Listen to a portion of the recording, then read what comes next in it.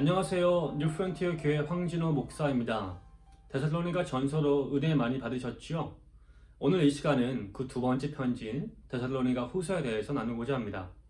데살로니가 후서는 바울이 데살로니가 교인들에게 쓴 두 번째 편지로 첫 번째 편지를 쓰고 1년 이내에 발송한 것으로 알려져 있습니다.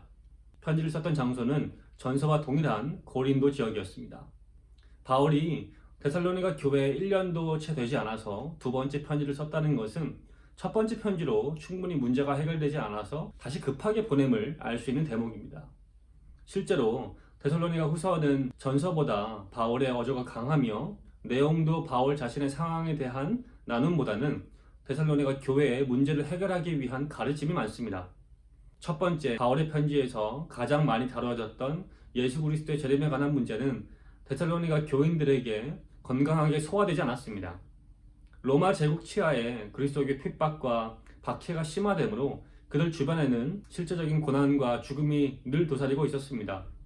더불어 바울의 가르침을 빙자한 거짓되고 왜곡된 종말론적인 가르침은 데살로니가 교인들의 신앙을 위협하고 있었죠. 이러한 외적인 위기 속에 그들의 내적인 신앙은 바울의 첫 번째 편지로 인하여 그리스도께서 곧 임박하게 재림하신다는 성급함으로 극단적인 행동을 하게 만들었습니다. 대표적인 예가 첫 번째 편지에도 언급되어 있었던 일을 하지 않고 타인에게 생계를 의지하는 모습이었습니다.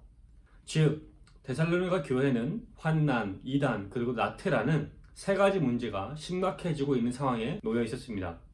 바울은 데살로니가 교인들의 이와 같은 문제들을 올바르게 해결하기 위하여 급하게 두 번째 편지를 쓸 필요성을 느꼈습니다. 먼저 핍박과 환난에 대해서 바울은 믿는 자들에게 그것이 어떤 의미가 있는지 알려주었습니다.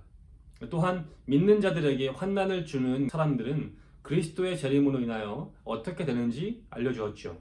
이러한 가르침으로 바울은 환난 앞에서 믿는 자들이 인내를 기르고 믿음을 가져야 한다고 격려합니다.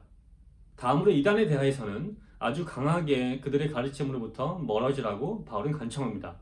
당시 이단들은 신비한 은사를 주장하며 혹하는 언변으로 설교하며 사도들에게 받았다 하는 편지라고 속이면서 데살로니가 교인들을 혼란에 빠뜨리고 있었습니다.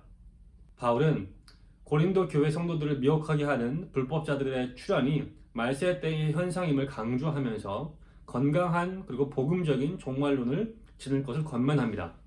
마지막으로 나태에 대해서 바울은 데살로니가 교인들이 노동하지 않는 잘못된 삶을 책망합니다. 잘못된 종말론적 이해로 일하지 않고 재림만을 기다리고 있던 데살로니가 교인들은 바울의 첫 번째 편지에서 언급된 재림으로 인하여 더욱 오해를 하게 되었죠. 그러한 그들에게 바울은 그들이 오해하고 있는 것처럼 당장 예수님께서 다시 오신다 하는 재림이 이루어지는 것이 아님을 강조하면서 그들이 다시 정상적인 일상과 생업으로 돌아갈 것을 굉장히 강하게 야단칩니다. 데살로니가 후서는 이러한 주제들에 대하여 데살로니가 교회와 교인들의 질서를 회복하기 위해 바울이 데살로니가 교회에게 다시 쓴 편지입니다.